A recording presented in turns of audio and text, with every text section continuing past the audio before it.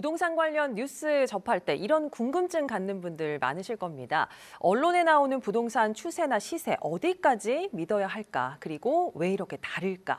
오늘 맛있는 경제에서는 이 궁금증 풀어드릴 텐데요. 박정호 명지대 특임교수와 함께하겠습니다. 어서 오십시오. 예, 안녕하세요. 자, 먼저 언론에서 부동산 관련 뉴스 전달할 때 공식적인 통계를 사용하는데 어떤 게 있을까요?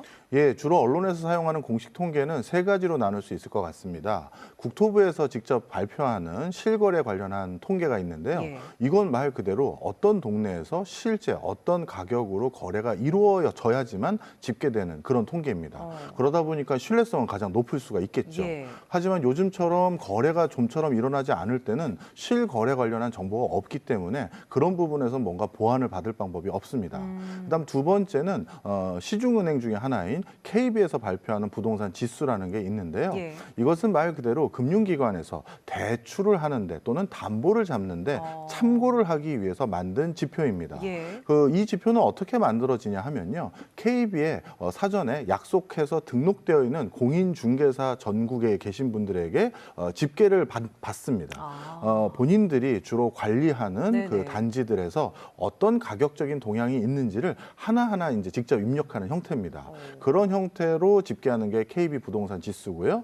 마지막으로는 공공기관에 해당되죠. 한국부동산원이라는 곳에서 집계해서 발표되는 게 있는데요. 이거는 조사 방법이 한국부동산원에서 직접 조사하고 그리고 거기에 소속돼 있는 사람이거나 알바를 통해서 직접 조사하는 차이점이 있습니다. 지금 세 가지 루트를 얘기해 주셨는데 조사 주체나 목적이 다르다는 거 저희가 감안하더라도 같은 동네에 같은 이제 부동산인데도 불구하고 통계가 이렇게 다를까 싶은 경우도 종종 있거든요. 이럴 때 어떤 자료 봐야 가장 정확할까요? 예, 이게 또 그때그때 좀 다르고요. 네. 자신이 살고 있는 지역에 따라 좀 다르다고 보시면 좋겠습니다. 먼저 KB 부동산 같은 경우는 KB는 대출이나 또는 본인들의 담보에 이 지수를 활용하고자 하는 거잖아요. 예. 그러다 보니까 흔히 말해서 우리 속칭 핫플레이스라고 하죠. 예. 매매가 자주 일어나고 사람들의 관심의 대상인 지역에 조사원들이 더 많이 포진되어 있습니다.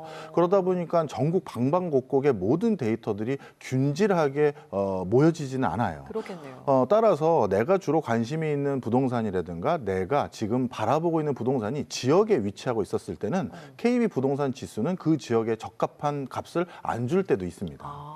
반면에 한국부동산원은 국가기관이다 보니까 조사 목적이 전국의 부동산 동향을 집계하는 데 목적이 있겠죠. 예. 따라서 수도권에 편향되어 있는 조사가 아니라 이렇게 전국 단위로 조사가 집계되는 부분은 분명히 있습니다. 따라서 지역에 따라서 또 차이가 있고요. 예. 또 한 가지 중요한 요소는 KB 부동산 지수하고 부동산원의 집계 방법이 다르다 보니까 우리가 그 데이터를 받아들일 때도 좀 조심하셔야 돼요. 네. KB 부동산 같은 경우는 조사 주체가 아까도 말씀드렸듯이 공인중개사분들이라고 말씀드렸잖아요. 예. 근데 이분들은 습성이 하나 있어요. 우리 동네, 우리 아파트 단지들이 상대적으로 요즘 약세다라고 하면 네. 본인들 매출에 그렇게 긍정적인 상황은 아니겠죠. 그렇죠. 그러다 보니까 조금 떨어지는 것에 대해서는 보수적으로 평가를 하고 오르는 거에 대해서는 좀 더 예. 과감하게 체크를 하는 그런 습성이 있습니다. 그래서 KB 부동산 지수 같은 경우는 조금 더 상향으로 빨리 반영되는 그리고 하방은 좀 느리게 반영되는 특성이 있습니다. 반면에 그 한국부동산원은 이런 것들에 대해서는 좀 더 객관적으로 유지할 수 있는 그런 특성이 있고요. 예, 내가 원하는 부동산 위치가 어디냐에 따라서도 조금 선택을 하셔야 될 것 같고요. 자, 부동산 시장 숨통 트이고 있다 이런 분석도 조심스럽게 나오고는 있지만 거래 절벽 해소되려면 시간이 걸릴 것이다라는 의견이 좀 우세해 보입니다.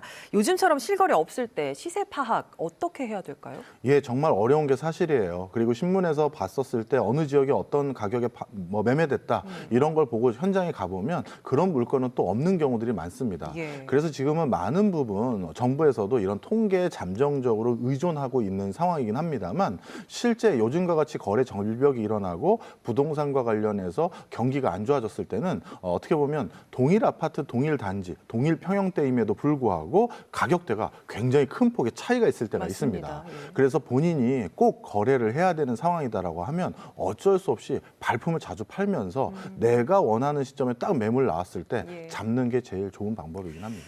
알겠습니다. 자, 오늘 말씀 여기까지 듣겠습니다. 박정호 명지대 특임교수와 함께했습니다. 잘 들었습니다. 감사합니다.